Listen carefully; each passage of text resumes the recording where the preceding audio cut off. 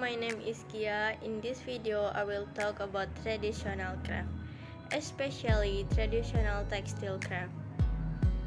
Traditional textile craft are crafts made manually without the aid of machine or using human hands. Because it is handmade, traditional textile craft also have a high artistic value. Example of traditional textile craft.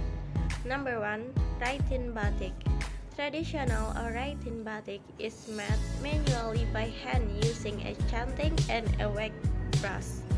This wax is then heated to create a motif which is smeared on a piece of cloth. The coloring used the closet dip technique. Number 2.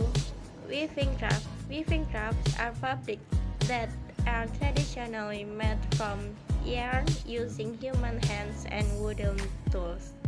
Manual cloth weaving is still applied in various regions in Indonesia. Each region has its own characteristic in style and color. Number 3. Macrame craft. Macrame craft is an ancient handicraft using thread and rope as the base material.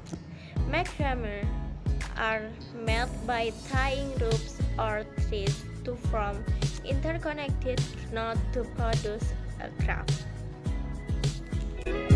Okay, just that. Thank you for watching and see you on next video.